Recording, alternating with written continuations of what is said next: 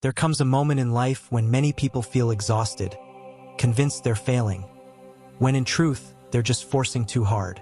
We grow up hearing that the one who tries the most wins. But no one warns us that badly directed effort becomes tension, and tension becomes blockage. That's why so many talented people feel stuck, believing the problem is lack of ability, when the real villain is internal tightness. It's like trying to run while leaning backward. No matter how hard you push, the movement just won't flow. If you look closely at your most frustrating moments, you'll notice a pattern. The more you tried to control everything, the worse it got.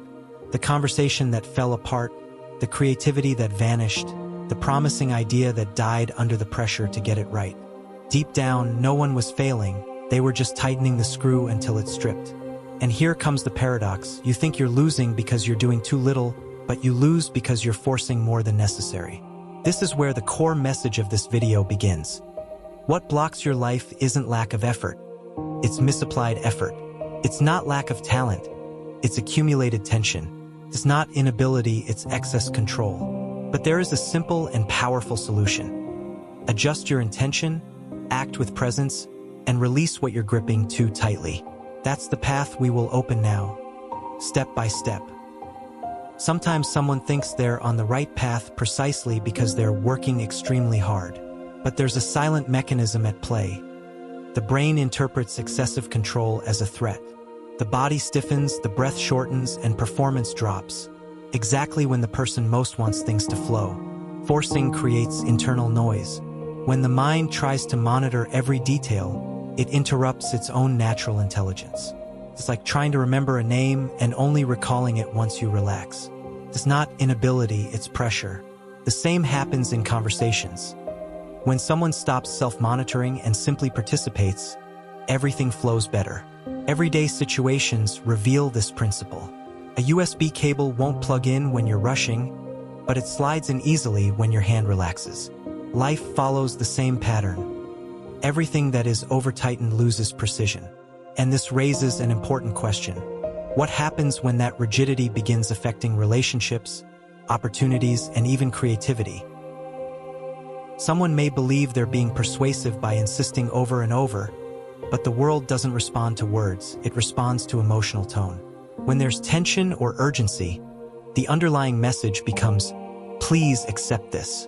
That creates resistance instantly, even if the person doesn't notice. This pattern repeats in conversations, negotiations, and decision-making moments. When hidden desperation is present, the energy you project pushes things away instead of drawing them in. A good idea loses impact when it's overloaded. A conversation stalls when someone tries to force an outcome. It's like perfume applied in excess. It's not that it smells bad, it's just too strong. Internal tension works the same way. The tighter you grip, the more likely you are to create the opposite effect. And this tension sets the perfect stage for something even more damaging. Self-pressure, which sabotages performance without you even noticing. Many people believe they perform better when they pressure themselves. Seems logical, but in practice, the opposite happens. Self-pressure stiffens the body, speeds up the mind, and fragments attention. The outcome is always the same: rigid, artificial performance, far below your real capacity. You can see this clearly when someone tries to look good in a photo, during a presentation, or in an important conversation. The harder they try to appear natural, the more they freeze. Forced perfection becomes a lifeless mask. The problem isn't talent. It's the rigid ideal the mind creates and the body can't keep up with. When internal expectations get too heavy, flow disappears. The person stops expressing who they are and starts fighting against themselves. And that inner struggle steals not only performance, but also creativity. Creativity doesn't respond to force, it responds to space. When the mind is squeezed by tension, it switches into operational mode, not creative mode. That's why someone can stare at a blank page for hours and still produce nothing worthwhile. The best ideas appear when you're not trying to create. In the shower, walking, washing dishes. Moments when the mind finally breathes. It's never a lack of genius, it's a lack of internal space. Creativity is like a skittish bird. The more noise and insistence, the less it comes near. When the environment is light and quiet, it lands. And this opens a new question. What happens to emotions when we try to control them with the same force we apply to thoughts? When someone tries to directly control what they feel, the emotion doesn't shrink. It grows. The brain interprets the attempt at control as danger. I can't be nervous becomes the trigger for nervousness. I can't look insecure generates even more insecurity. This happens in presentations, difficult conversations, and even everyday moments. The person tries to suppress what they feel and ends up amplifying everything. Controlling emotions by force is like squeezing your hand to hold water.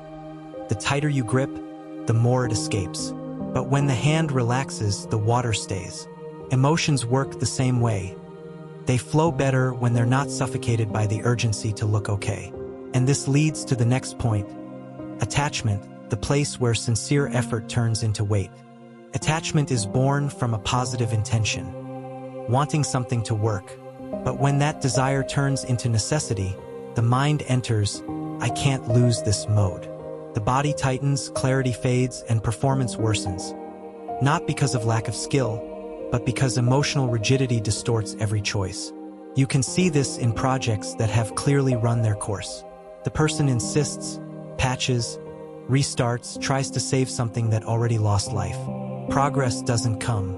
And paradoxically, it's the attachment itself that prevents anything new from emerging. Attachment is like trying to push a car with the handbrake on. There's force, but no movement.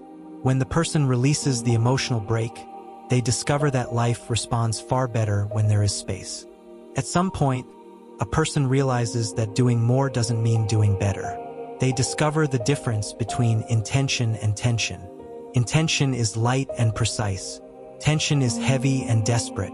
The shift happens when someone learns to set the intention, act with presence, and release the result. You see this clearly when someone learns an instrument. First, everything is stiff. But when the person stops trying to play beautifully and starts simply feeling the rhythm, the sound improves. Flow appears. The skill was always there, it just needed space. This principle applies to conversations, decisions, creativity, and even emotions. When someone does their part with clarity and releases the grip, they access a calm, almost intuitive strength. And then comes the question, if stopping the force unlocks so much potential, what changes when you realize you were never failing? In the end, the whole journey points to a simple truth. Life doesn't move when you push, but when you allow. Maybe this is the perfect moment to look at your own routine. Where are you tightening too much? Where has effort turned into tension? What project, relationship, or expectation is carrying unnecessary weight? Imagine the impact of small shifts. Acting with intention instead of anxiety, breathing before reacting, giving space for creativity, adjusting your pace instead of tightening until things break. What would change if you applied just one of these ideas today? So here's an invitation. Choose one area of your life to release, just one, and observe what happens. And if this video opened a window inside you, subscribe, turn on notifications, and continue learning how to live with more lightness, clarity, and presence. The journey is only beginning.